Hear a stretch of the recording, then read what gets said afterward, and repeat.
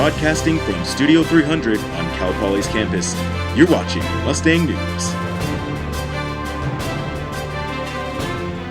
Hello and welcome. I'm Audrey Willis. I'm here with Emily Branson. She's the Vice President of the Public Relations Student Society of America, Cal Poly chapter. The Public Relations Student Society of America is an outstanding pre-professional public relations organization. This organization gives students the chance to be a part of numerous national programs, gain exposure to professional development, leadership development, and unparalleled networking opportunities. What is your role in the Cal Poly chapter of PRSSA? Well, I am the vice president of our chapter, so I'm responsible for organizing a lot of meetings. I contact guest speakers. I organize all the details behind having guest speakers. I send thank you notes, and I coordinate a lot of our events as well. Awesome. What's your favorite part about being in PRSSA? Oh my goodness, there's so many.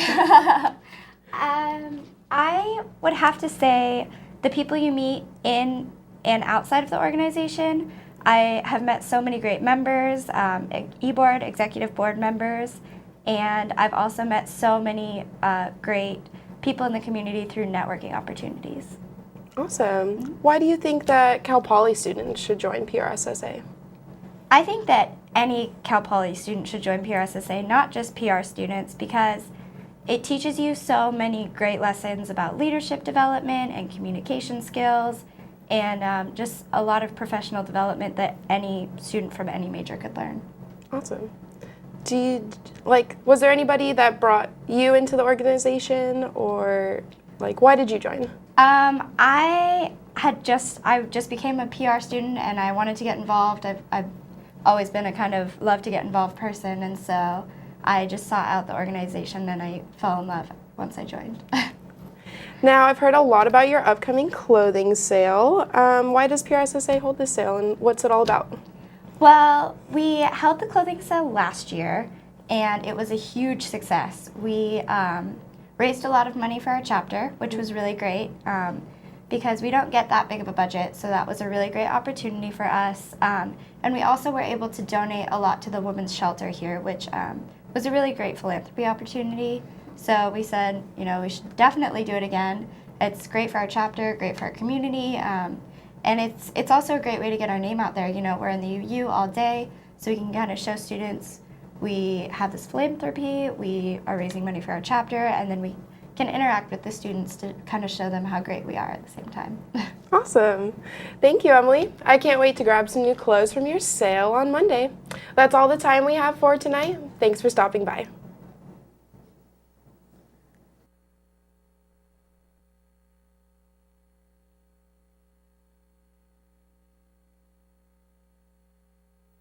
Broadcasting from Studio 300 on Cal Poly's campus, you're watching Mustang News. Good afternoon, I'm Dylan Payne, and Mustang News starts now. We have a special guest on the show today. Third-year Cal Poly student Scott Heath is here in the studio to talk about his trip that he took this past fall. Scott was accepted into Cal Poly's study abroad program. The program gave him opportunity to travel throughout Europe. Thank you for being here, Scott. So, why did you decide to study abroad? I studied abroad to kind of broaden my horizons. I wanted to experience another country. I've never been out of the country before, so it was a good opportunity for me to learn about myself as well as my heritage and where I'm from. Okay. There had to be a lot of new experiences for you for how long that you were abroad. So what was your most memorable experience on the trip? I'd have to say my most memorable experience was probably Oktoberfest. That was a ball. We met up with 50 Cal Poly kids there. We all came together. It was a home away from home, and man, 2 days of fun, I tell you. Oh, I bet. What is some advice you would give to students who are unsure about applying for the study abroad program? I'd encourage students to talk to people that went abroad, ask some questions, what their concerns are as well, and if you have any doubt, I say just go for it. I was hesitant, and it's the best decision I've made thus far.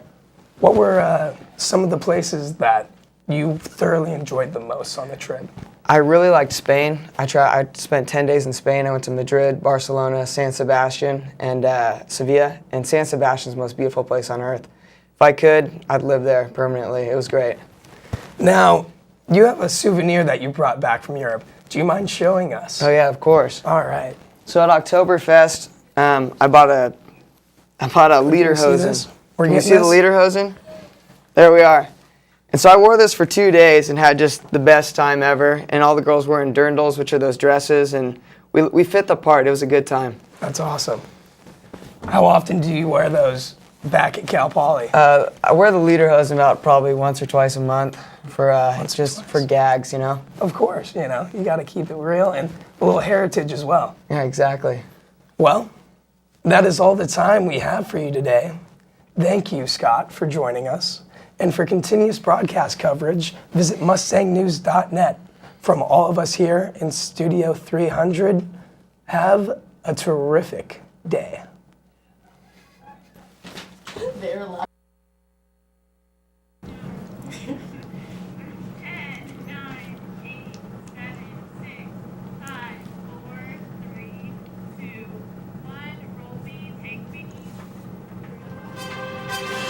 Broadcasting from Studio 300 on Cal Poly's campus, you're watching Mustang News. Good evening, I'm Haley Colombo, and joining me this evening is Audrey Pierce, third-year Cal Poly student and granddaughter of the late Alex Madonna. He's famous for building one of San Luis Obispo's most widely known landmarks, the Madonna Inn. The Inn is famous for its 113 different themed rooms and is visited by people from all over the world. Audrey, how has being Alex Madonna's granddaughter influenced your life thus far? You know, it's introduced me to a lot of people that I would not have ordinarily met.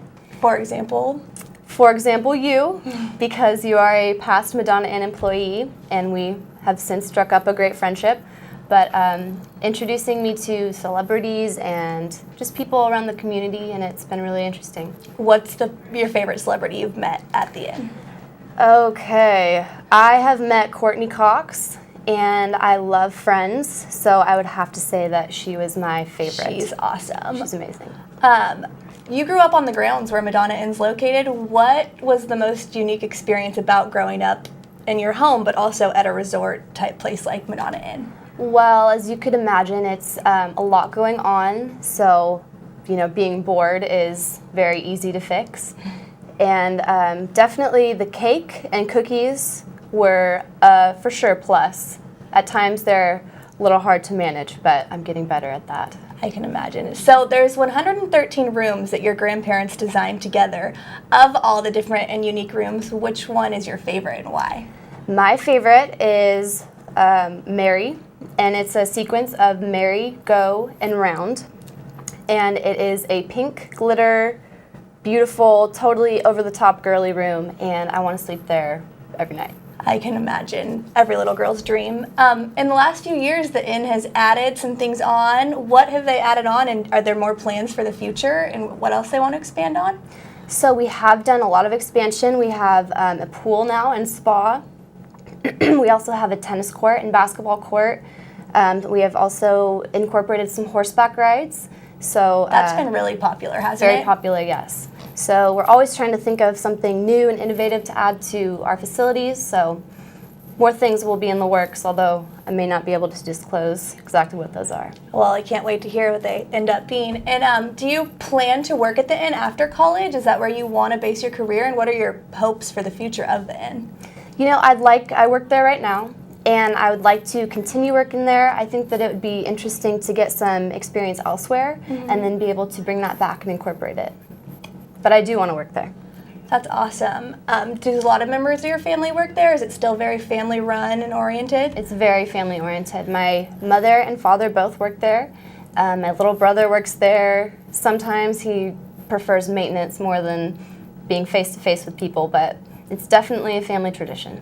And now the cakes are extremely famous at the Madonna Inn. So of all the different types, what is your favorite kind? Okay, this is the best because carrot cake is my favorite and it never gets any publicity. So here's my plug for carrot cake. It is the best in slow, and I think it's better than the pink champagne, which is what we're famous for. I'm going to have to go get a piece of that after this. Well, thank you so much for joining us. Make sure to check out the Inn and its cakes and all the other sites it has to offer. Thanks for tuning in. Have a great evening. Thanks, Audrey. Thank you.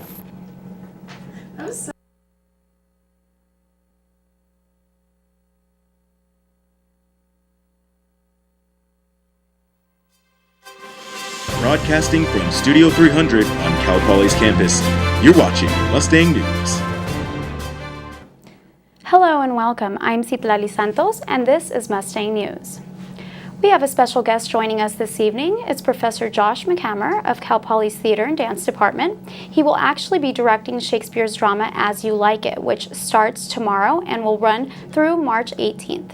Professor, thank you so much for joining us. You bet. Thanks How for are having you? me. Great, thank you. How are you? Good, thank you. How many plays have you directed here on campus? Here on campus, this is my 11th year at Cal Poly, so that would be 11. Wow. Right. So you definitely have a lot under your belt. Yeah, a little bit, yeah. Yeah. For those of us that don't know much about Shakespeare, can you tell us a little bit about what this play is going to be about? Sure. It's one of Shakespeare's most famous comedies. Some people call it Shakespeare's musical, so there's music in it that explains love, frivolity, freedom of what the Forest of Arden gives these young couples as they meet. Wow. So what's the total number of actors and crew members that will be on the play? There's 19 actors on stage from all different disciplines and programs. Backstage we have approximately the same number, 20, so both on the set crew as well as the costume crew and the stage management and lightboard operator. So all told there's about 40 students, 40 to 45 students involved. Wow.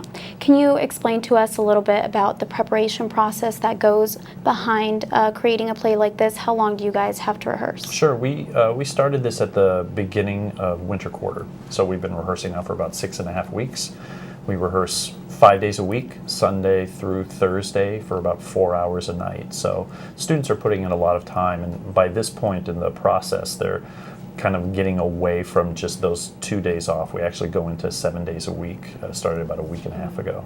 And do you continue rehearsing while the play is already going on? No, once it opens tomorrow night, I can, I guess, sit back a little bit and relax, and I'll give them notes here and there, but really it's trying to make this particular experience what it's like when they get outside the university, that the director is there very rarely beyond opening night, and then becomes the stage managers who are helping to facilitate and keep everything consistent.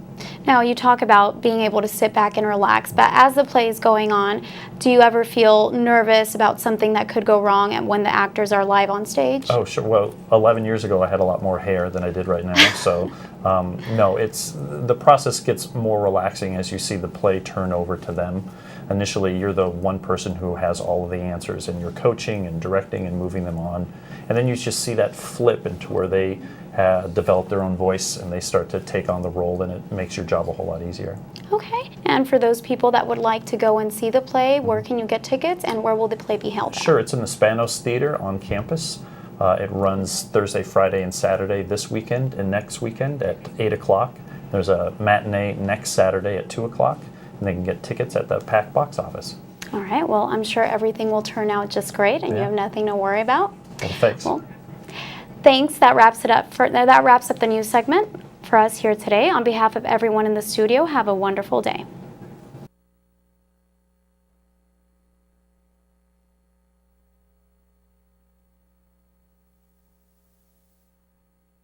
On Cal Poly's campus, you're watching Mustang News. Edition of Mustang News. I'm your host Laura Wilkinson, and today in the studio we have Animal Science senior Zoe Inglis, a member of Cal Poly's equestrian team. Welcome, Zoe. Great to have you. So Zoe, you've been a member of the team for all 4 years of college. You've been very heavily involved last year. You were the Western show rep. You've also been the team speed manager. Tell us about the latest news of the Cal Poly equestrian team. Oh, they took the wrong view. Actually, what's going on right now is really cool. We have a couple of members of the team, including myself, who've just qualified to go to Texas for the regional semifinals. So we had to beat out about 100 girls each to get here. We also have one individual from the English side who's going to the English equivalents, which will be hosted in Palo Alto at Stanford this year. So that's pretty awesome, and it takes a lot of work to get there. So we're pretty stoked on that. Yeah, and how difficult is it to qualify for a national competition like that? It actually takes a lot of work. I'm at practice probably 3 days a week, so I'm there for a minimum of an hour each of those 3 days. On top of that, I'm helping coach, so I'm there for an additional 3 hours. I'm probably at the gym for 2 hours every day of the week, except for Sunday. I spend most of my winter and fall quarter competing, about 7 shows to get there. So it's a lot of work, it's a lot of effort, but it's totally worth it in the long run. Excellent. And we actually have some footage of you riding and doing that training. Let's see if that rolls. There you are on your horse. Okay, can you explain for us a little bit what you're doing here? Are these some moves that you would do in actual competition, or are they skills training? Actually, I don't do this at the Cal Poly equestrian team competitions. I do more work about how do you sit pretty on a horse, how good do you look while you're riding. Those 2 videos are of me competing on my reining horses, which are competitions that I do compete in when I'm back home. So those are skills that I actually would show in a show ring, and some of the more complex maneuvers that I'm starting to teach some of my younger kids how to do so that they can take over when I have less time to be showing and everything. Excellent. And so over the course of your CPET career, how many ribbons have you won? I mean, you obviously seem very dedicated. A lot. My entire staircase wall is pretty much littered with them. I'm pretty proud of the big ones. They're the size of my torso that came from national competitions and everything. Lots of blues, which for everyone who doesn't know, those are first place ribbons. So it's pretty fun to walk up my stairs and see my blue ribbons every day. Yeah. And how do you like representing Cal Poly? I love representing Cal Poly. I love being here. I love being a student here. So getting to go, to these national competitions and show that this kind of small unknown student from California is kicking ass and taking names and everything. It's a really cool experience. You have people that say, "Where are you from?" "Oh, we're from California." "Oh, what part of California are you from? Do you have beaches?" No, that's the only thing they remember about us. So it's nice for them to remember something else. That we brought our A game and that we actually bring something else to the table. Excellent. And if somebody wants to get involved with CPET, how should they contact you? Who do they contact? Yeah. We have meetings every Tuesday in the agricultural building. There is also a Facebook page for the Cal Poly equestrian team, and we also have a website, so everyone can go check that out. Awesome. Well, thank you for coming in and sharing your experiences with us. Good luck at the next competition. And thank you for tuning in, Cal Poly. This for Studio Hunt 300. Good night. Okay. God.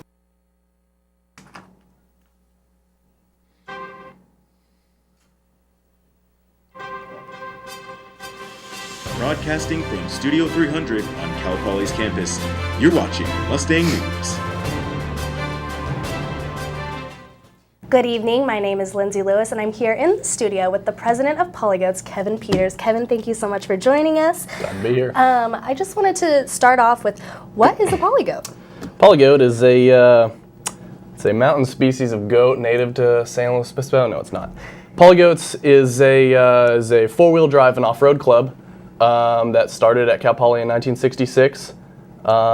We go on all sorts of trips, navigate all sorts of terrain from rock, snow, sand, dirt, on vehicles that we buy, build, and destroy. So what happens on a retreat or an overnight adventure? Overnight adventure consists of meeting on campus, convincing freshmen that we're a reputable club, and they can come out with us and do horrible things like that. And then we find some trails that are pre-existing and wheel them. Find one place, go to another one. Awesome. So what does it take to be a polygoat? Well, aside from membership dues, which are $40, doesn't really require anything. There's a whole bunch of people in the club that don't have a rig, don't have a vehicle, and they just join for the ride, and they have a great time. So what is your favorite trip you've ever been on? Favorite trip is our New Year's trip. It is in Johnson Valley, which is about 30 miles east of Barstow, down south in the desert. It's a combination of a lake bed surrounded by a bunch of mountains. and that has some of the best rock crawling in the United States. So it's a great time to destroy the vehicles you've put so much money into. Can you tell us a little bit about your vehicle? So the vehicle I own for rock crawling is a 1986 Toyota 4Runner. It is big and dumb, but bulletproof. Essentially, it has a very old but very powerful, or sorry, not very powerful, but bulletproof engine, and it has very low gearing such that it applies a bunch of torque to the wheels without a lot of power from the engine, so it'll just crawl as slow as you can, but it'll crawl up a mountain. So how do we become polygoats?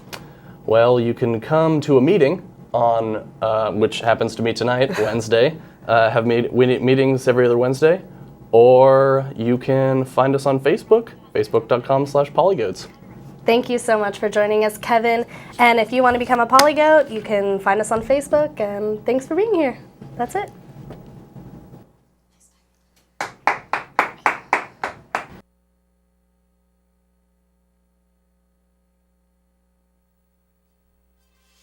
Broadcasting from Studio 300 on Cal Poly's campus, you're watching Mustang News. Good afternoon and welcome to this special edition of Mustang News. I'm Lisa Diaz and today we are going to get a different perspective on one of the student body's most frequented places. We have Jared Houston in studio of Slow Brewing Company, and he's going to give us a bouncer's perspective on the downtown bar scene. Hi Jared, how are you today? Good, how are you doing today? Good, thank you. So can you kind of explain to us what you do at Slow Brew, what your role is? Well, my role is as a night manager or security manager. I run a group of about 7 guys throughout the week and Saturday and Friday nights. What we do is we check IDs, make sure everyone's having a good time, being safe, protect the facilities, and if there is an altercation incident or a health hazard, we handle it accordingly. So what are some examples of some of the problems that you face? On the daily, we'll have people that show up that are too intoxicated to come inside. So our job will be to stop them and not let them in. Preferably let them know that they need to get a cab, or as I like to say, I'll send them home in a black and white taxi. Also, when people try and come in, maybe not 21 and have a fake ID, we're really good at our job. For example, I have about 30, 40 IDs, fake IDs back at the house because we collect them from people that decide to use them at the front door. So kind of what are your warning signs if someone's too intoxicated? What do you look for in a crowd of such a massive amount of people? Lack of control, usually they might be by themselves. Blurred vision when you see them walking in line, not being able to hold themselves up. Or the ever popular throwing up in line or in the bathrooms. So what is the one like dead giveaway? Dead giveaway is when I look at them and when I hit them with my intense stare, they end up wavering a little bit and sometimes fall down. Nice, nice. So you kind of have the stare down. Can you give us an example of that stare? I can. Wow. I think that would definitely get me in line too. So kind of, what do you recommend for having a safe and good time downtown? To have a safe and good time downtown, you don't want to be by yourself. If you're by yourself, well, that's just it's a sad story to begin with in the first place. But when you do go out, you want to be in control of what you're drinking, know what you're drinking, have a good eyesight on your drink because people like to tamper with things like that at times. Plan ahead on a ride home so that way you're not stranded, especially when we're kicking people out. That's usually when we end up sending people to jail because they may not be able to have a ride home by themselves, too intoxicated, and it's just unsafe for them to be out in the streets. What do you do if someone's stranded? What we like to do is refer them to Slow Safe Ride first. If that doesn't happen, then we're able to send them around the corner to go to a taxi. And after that, that's when it gets a little hairy on trying to get them home. So I feel like your job might be more like a misunderstood role, excuse me. And I know there's probably a lot of tension sometimes. People kind of get in the bouncer's face. If you could kind of have a word with those people and kind of let them know your perspective on it and kind of give them some insight into your job and why it's so important that you have to do it. What I do at my job is making sure that people are able to be safe. So when I see people not be able to have a good time or whatnot, I let them know that they need to wrap it up, get home safe, and we're only here to protect them. What is the most misunderstood part of the job of the bouncer? That we're only here to keep the party going. Nice. And kind of, If you could leave us with one word or one phrase about the key to having the best time ever downtown, what would it be? Come to Slow Brew, hang out with me. All right, thank you. Well, thank you so much for watching this special edition of Mustang News. Have fun and be safe downtown.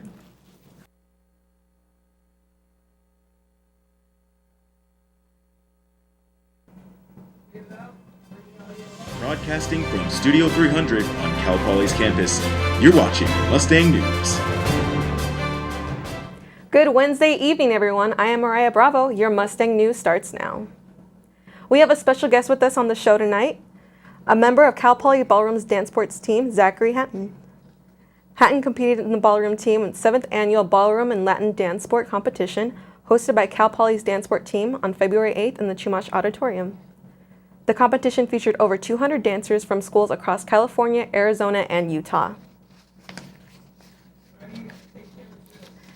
Hello, Zachary. How did the ballroom team do in the competition this year? They did rather well. We got some first place and placed in finalists as well. Overall, it was a mix, but I think we did well this year. And how did you guys place? I personally placed third in Argentine Tango. Some of us got first, second, and third place. Overall, I think we did all right. Okay. And what would you say was the biggest obstacles in the ballroom competition this year? In the competition itself, there's a lot of couples, so there isn't, you have to keep dodging in between them when you're dancing. So that was like the biggest physical obstacle you could find on the dance floor. Okay. And is the ballroom team currently working to improve? Yeah, definitely. We're trying to improve our skills. We have Sunday practice Sunday practice for 2 hours, and we always try to get more people to join the club, so to improve our dance club in that way too. Okay. So since I know you're an aerospace engineering major, how did you get into ballroom dancing? Well, actually, a lot of the dancers are in the school systems are engineers, like a good portion of them compared to other majors. I just did it because I found an interest of it before I came here to Cal Poly and wanted to try it out, so that's why I got involved. Okay. So does the ballroom dance team, do they do just ballroom, or what kind of dance is it? Well, ballroom dancing covers a wide variety of dances like waltz, tango, foxtrot, rumba, samba. I could go on, but there's a whole bunch of different bunches of dances. And the thing is, they are all partner dances, so you dance them with a lead and a follow. Okay. And how do you make time for it every week? I guess I have free time every week, surprisingly, given I'm an engineer. And I usually do that to have fun. Like, that's my fun time or personal time. That's how I make time for it. Okay. All right. Well, that's all the time we have for tonight. Be sure to tune in tomorrow morning. And until then, have a great evening.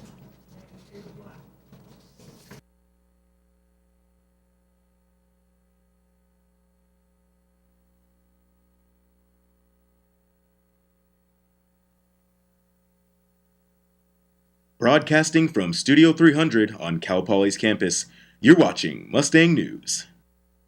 Good evening, Cal Poly. My name is Trevor Melody, and you're watching CPTV. Joining us today in studio, we're joined by freshman history major Grace Eller, who is one of 3 students at Cal Poly, all the way from England. Thanks for being here with us today, Grace. First question for you is, why Cal Poly over many other universities, including some of the top universities over in Europe? I chose America because you have a way nicer weather over here, and I have grown up in Europe my whole life, and after traveling I wanted to live somewhere hot. Okay. And I looked at many other universities in America, but Cal Poly was my favorite campus, and it was the best value for money, really. Good. Now I understand that you took a few years off to travel the world and see what it had to offer. Can you tell us more about that and what you did? I travelled for 2 years, travelled to Southeast Asia and to South America and Europe. Southeast Asia, I taught English in Thailand. In South America, I just travelled and did the Inca Trail and climbed mountains and stuff. And then in Europe, I just ate a lot of good food and went home. Okay, and then where specifically did you go on as a big adventure? Where did I go? Specifically, yeah. Okay, I went to Brazil, Uruguay, Chile, Argentina, Bolivia, Peru, Ecuador, San Salvador, the USA, Portugal, Spain, France, Belgium, Amsterdam, Prague, Czech Republic, and then Wow, Southeast Asia. Okay, where was your favorite place that you traveled to, and why? Thailand was my favorite. It had the most diverse people. It had the best food. I taught English there, which was really fulfilling. I loved doing that. And I met really cool people there. Cool. Was there anything on that journey that you learned that really touched you or meant something special to you? I think just interacting with people in their daily life. I got invited to stay at people's houses and just seeing how kind and selfless they were, even though they had not very much money. Gotcha. They were just very welcoming. Interesting. Now, most Cal Poly students travel abroad and go places like England. What made you come and study abroad to America? I came in, my dad works in Silicon Valley. He lives at home, but he works here, so he was quite a big influence and in allowing me to do this. I wanted to see another culture and live somewhere else for a while before probably returning to England. Right. Okay, now speaking of that, what has been your favorite American slang term that you've learned here? Ratchet. Why ratchet? Because I have never heard that before. Interesting. That's a good choice. Okay, well, Grace, thank you so much for joining us here today and stopping by and talking to me. That wraps it up for here today on CPTV. Thanks for joining us, and have a great night.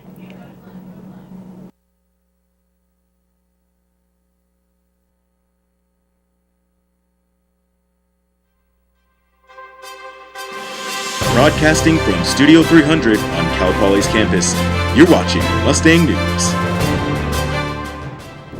Good afternoon, I'm Jenna Brown, and you're watching our special edition of Mustang News. Thanks for joining us. Today on the show we have Alice Turs, a student who worked at Disney World this summer. Hi Alice, thanks for joining us. How are you doing today? I'm doing very well, thank you. How about yourself? Pretty well. Good. So I'm curious, how did you get the job at Disney World? So pretty much I just applied for it really. A friend of mine did the college program probably maybe 2 years ago, and he kind of told me all about it, and that kind of sparked my interest, and his passion for Disney kind of just rubbed off onto me. So I just applied for it, interviewed, and I think about 2 weeks later I heard back that I was accepted. Okay, so what made you want to go out there for the summer? It was definitely kind of a leap of faith because I grew up in Southern California. I was an annual pass holder at Disneyland, so I knew Disneyland like it was nobody's business. And I've only been to Disney World once before in my life, and I was like a young kid, so I had no idea what it was like. So I decided I'm just gonna go and just throw myself out there and see what I can learn. What job did you have there? So I was a photo pass photographer. So if you wanted to get a picture with a character in front of the castle, with Mickey, I was your girl. Awesome. So what was your most memorable experience with a guest? I think probably one of my most memorable experiences was so a lot of times whenever guests come to us for help it's because they lost photos, and this one family, they had lost all their pictures with Tinkerbell and Rosetta and the other fairies, and they were so upset, and I was like, okay, wait, just let me, we spent probably maybe good 20 minutes, half an hour trying to find the photos, and so I was like, okay, wait, let me try one more time, and sure enough, there they were, and they were just so happy and so relieved that they're like, oh my gosh, we want to take you out to dinner. I'm like, oh, it's okay, thanks guys, I'm just doing my job. That's awesome. Okay, so I've heard Disney World has an underground tunnel system. Is this true? It is true. It's not like a cave tunnel kind of thing. They're called the utilidors because the Magic Kingdom, that's where I worked, it's technically on the second floor, and then the first floor is where these utilidors are, and they're just little tunnels, I guess, where cast members can just kind of travel around without having to go on stage in different types of costumes and stuff. So very cool. And I think a lot of people too know about hidden Mickeys and stuff like that. Yeah. So what's a pretty hidden one that not that many people would know So about? on Pirates of the Caribbean, this is also true at Disneyland here. On Pirates of the Caribbean, as you're about to go up the bridge, on one of the breastplates of the armor, there is a hidden Mickey. So I think it's somewhere in the center. So next time you go out, just look for it. Pretty hidden one. So did you get to do things like skip lines or ride the park when it was closed? I think kind of. It's one of those situations where you have to know people to I guess get extra fast passes or readmits. But I think one of the coolest things was just when people who work there, they're like, oh, what's up? And they just kind of make the experience for you extra magical, Okay. What was the most unexpected thing that you didn't know before you worked there that you found out? That all kinds of people come to work to Disney World. I met people from Canada, from the Netherlands, from Puerto Rico, and just from all over the world, and they just come there to work at this one place in Orlando, Florida, just because they have been affected by somehow in Disney. They just kind of want to share the same magic with everyone else. That's awesome. Well, that's all the time we have for today. Thank you so much, Alice, you're for welcome. joining us. Have a great day.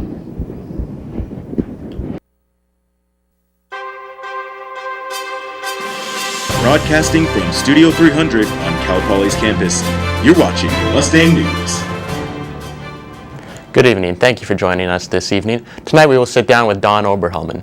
Don is the athletic director at Cal Poly. Good evening, Don. Good evening. Don, the job of an athletic director isn't always clear. Can you tell us a little bit about what your job entails? It's a great job, I'll say that. We have 21 varsity sports at Cal Poly, about 570 student athletes total, and about 80 staff members. So it's a pretty large operation. It's about a $14 million budget that we have. All our sports are Division I, so we operate at the highest level that the NCAA has.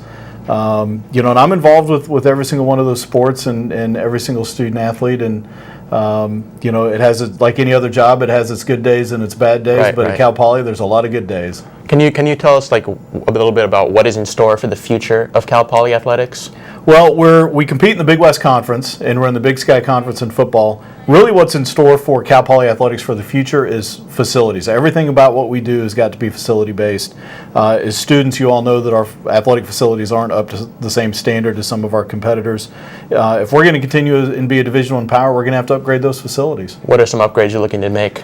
Well, Mott Gym, which is where, or Mott Athletic Center, which is where basketball, volleyball, wrestling, and then we currently have a $5.5 million project on the drawing board for our number 9 nationally ranked Cal Poly baseball team. That's going to be a new clubhouse for them that should cement our position as a perennial top 25 power. And then obviously we've got to get something done at Spanos.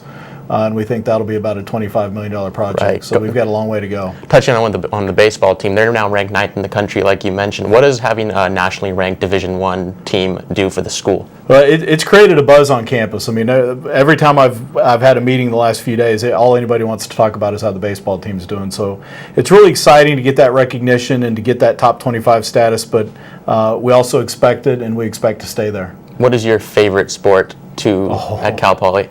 I could never pick one of those. I would get thrown out of town by the rest of the coaches if I ever picked one. But I certainly enjoy all of them. They all have their merits, and just to see our student athletes compete at the highest level is just fantastic. And I enjoy going to every game. What are some of the highlights that you've had in your career here at Cal Poly so far?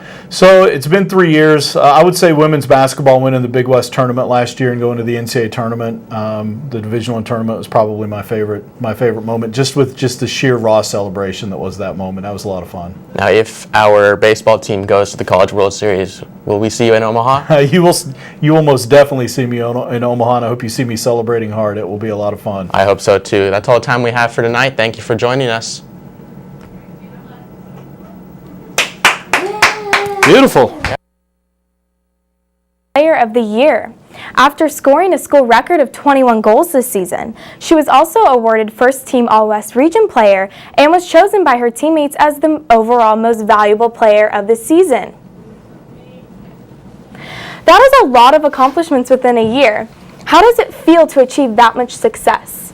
Well, honestly, it was a great season, and I couldn't have done it without any of my teammates. And I did bring in some awards that I got this year. So this was the one you were talking about earlier. First Team All-Conference, and then I got, this one's not a plaque, but All-Region. And then the biggest award that I got this year was Offensive Player of the Year for our conference. You want to show that? Yep, right here.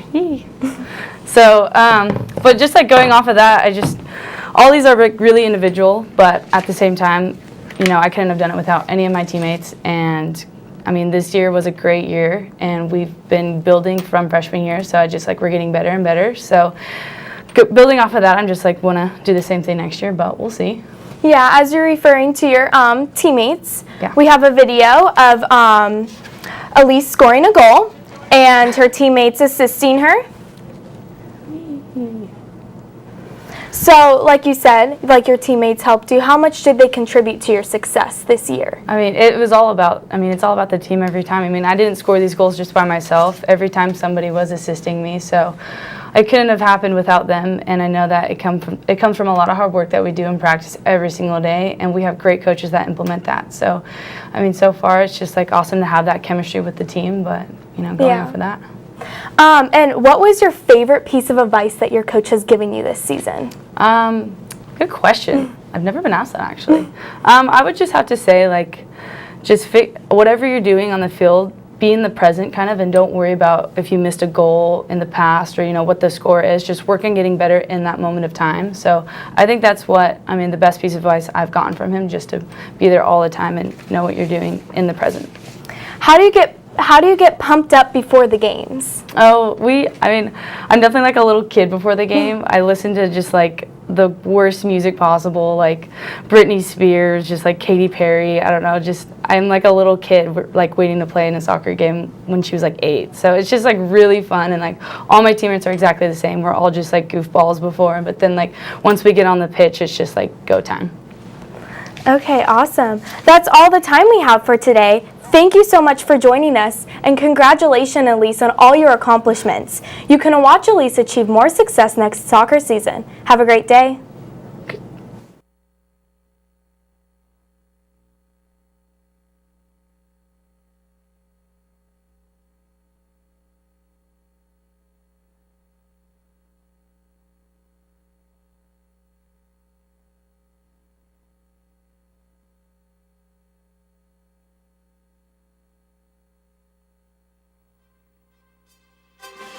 Broadcasting from Studio 300 on Cal Poly's campus, you're watching Mustang News.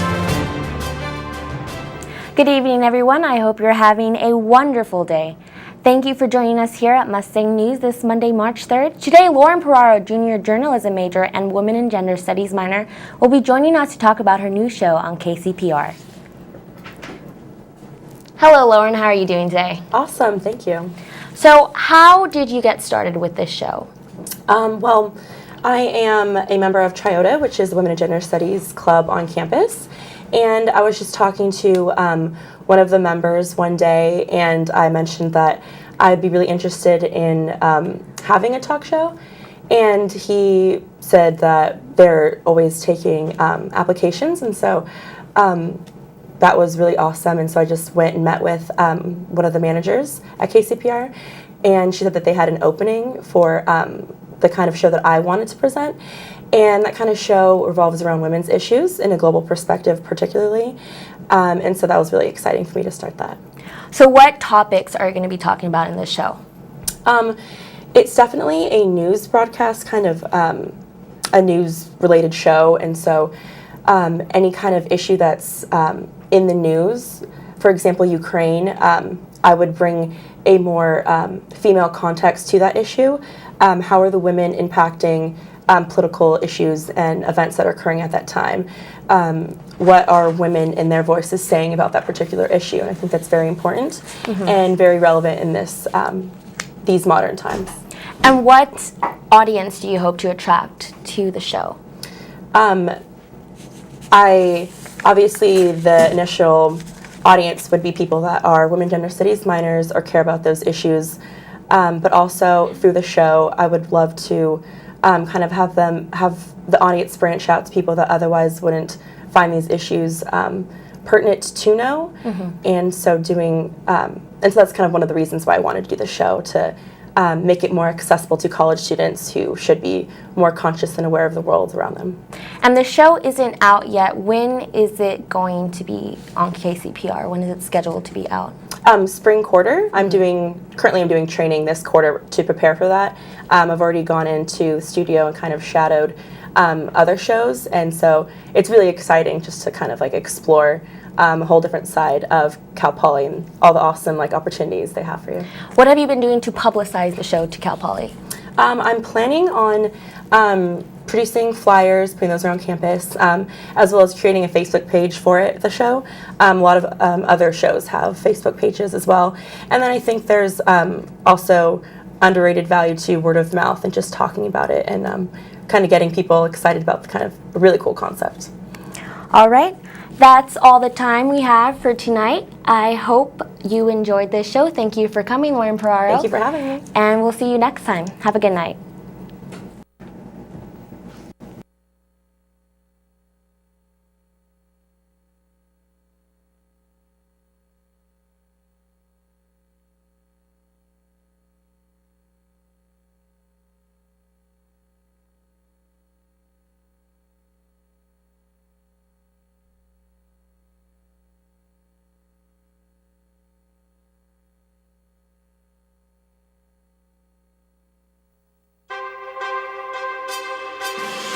Broadcasting from Studio 300 on Cal Poly's campus, you're watching Mustang News. Hello, I'm Mallory St. George, and welcome to this special segment of Mustang News. Joining us today are Dylan Katz and Quinn Donahue, also known as the DJ duo Animal Control, that opened for Steve Aoki in January. Dylan, Quinn, how are you doing today? Pretty good. Doing well. How are you doing? Good, I'm doing great. So now before we jump into your guys' Aoki experience, I have a couple questions about how you guys got started. My first question is for Quinn. We know that you guys met through your mutual fraternity big brother in Lambda Chi Alpha, and he introduced you guys to the world of mixing. When was your first actual experience mixing together? Well, we pretty much just opened up to the house, whoever wanted to DJ with us, and Dylan Katz was the most interested one, and because he was so excited to do it, he jumped on board, and we got going from there. Awesome. So then, Dylan, when was your guys' first official gig together? Yeah, well, we did some different things from, exchanges for Greek life, but I would say like our biggest first event was probably an eye candy competition or downtown at Motav. So we had a couple that kind of I consider our first big event, but yeah, those were definitely really fun. Actual businesses and stuff like downtown. That's exciting. So then, your guys' name is Animal Control, but with a K. So how did you guys come to that name? Basically, our style of music, it's pretty, it's bouncy, it's kind of hectic. And so we kind of compared our crowd to animals. And so we're up there kind of controlling the animals, but with a K, I don't know, we just threw in a K. It just kind of worked. Yeah. It just made it different. Exactly. And so we actually have some footage from the GoPro camera that you guys brought to your set at the Steve Aoki concert at the Cal Poly Rec Center. So let's have a look at that.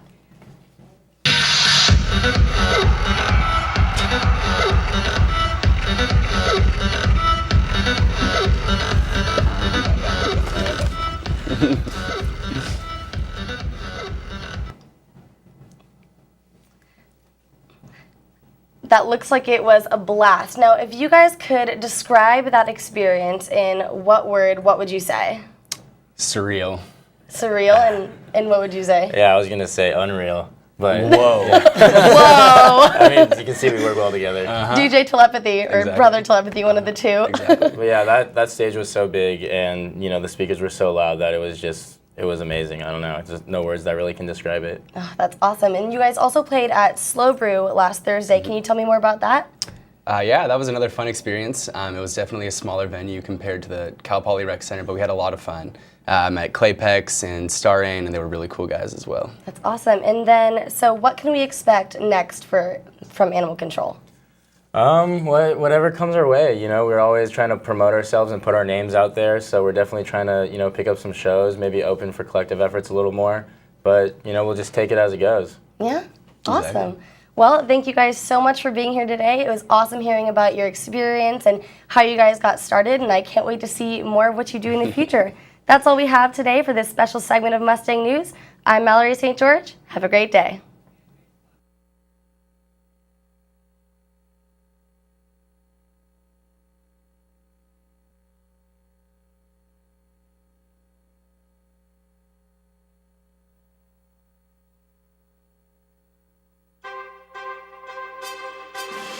Broadcasting from Studio 300 on Cal Poly's campus, you're watching Mustang News.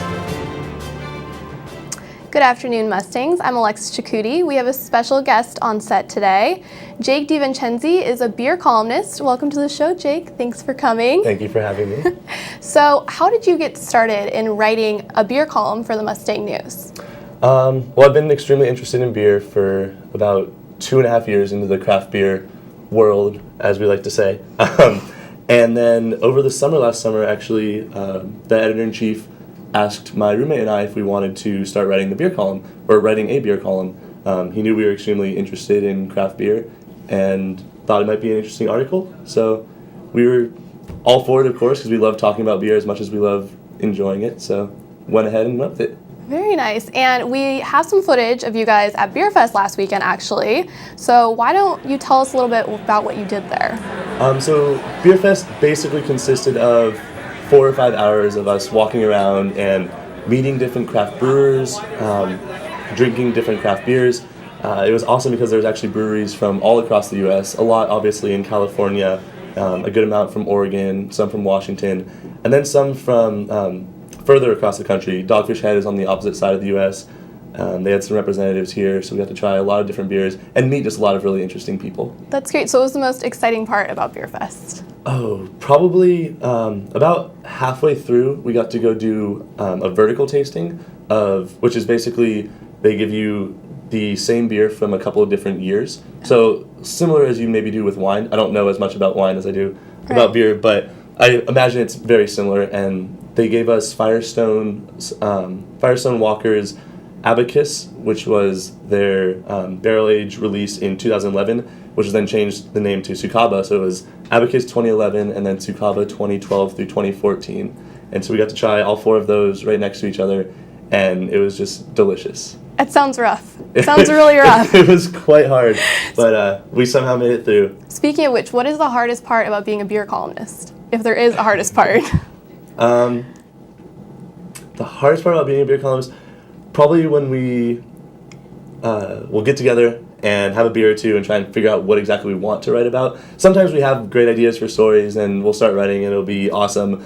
Other times we'll have what we think is a great idea and start writing it, and we'll get a couple paragraphs in and just, this isn't entertaining, no one wants to read this.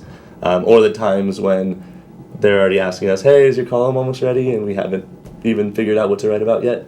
But other than that, once we have an idea of what to talk about, it kind of just comes easily. And what do you see coming from this, I guess, your future plans? Do you want to continue? My future plans personally? For like the beer column. Okay, so my idea of what I hopefully have the beer column end up leading to is just more people loving craft beer around Cal Poly and around SLO. So if it can continue for as long as possible, even when I graduate, that would be awesome. Perfect. All right. Thanks for joining us today, Jake. And that's all we have for today's show. Thanks for watching.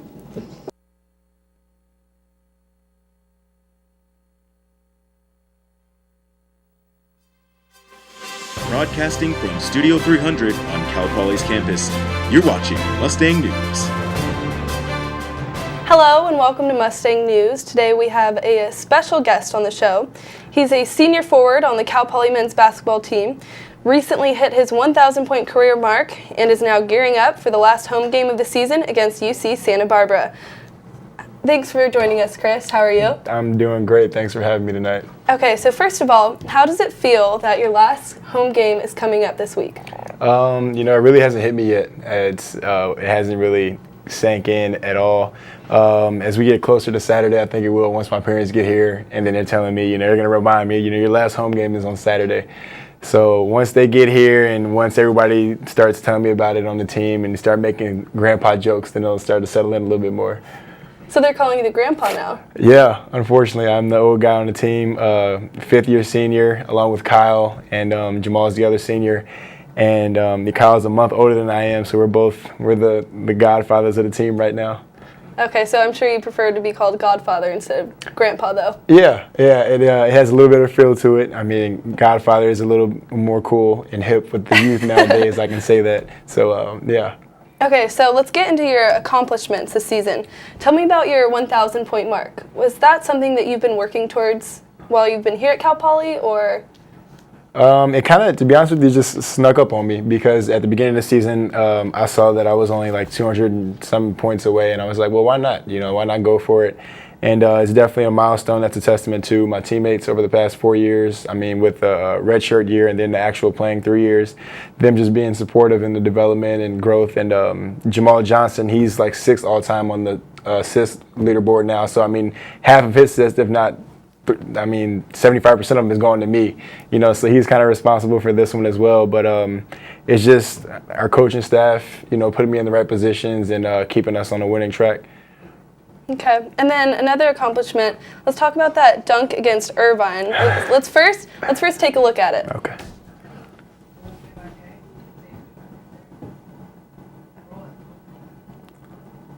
That's an unforced error there. Cal Poly takes it right back. And it's Eversley, clear path, hammers it over the 7'6" Mamadou Enja. All right, so tell me a little bit about this. How did you find out that you made top 10? It was funny because as soon as we walked in from the game, as soon as we walked in the front door, the Sports Center top 10 was on, and it was on like number 4. And we all came in, we're like, well, what if? You know, it was on ESPN, so what if? And the very next play was number 3, and that happened to be it. So we were all just like going crazy and going, you know, just ecstatic. And everybody was just, you know, super excited. I mean, even though we lost the game, it's just those small moments that you know, learn to cherish. Okay, and so congratulations. And what's, in just a few words, what's next in store for you? Getting my degree. I'll be graduating in June, and whatever happens with basketball, that's pretty much it. It's exciting to keep on playing and see what happens from there. Great. Thank you for joining us, and we'll see you next time. Thank you. Made it. We did make it.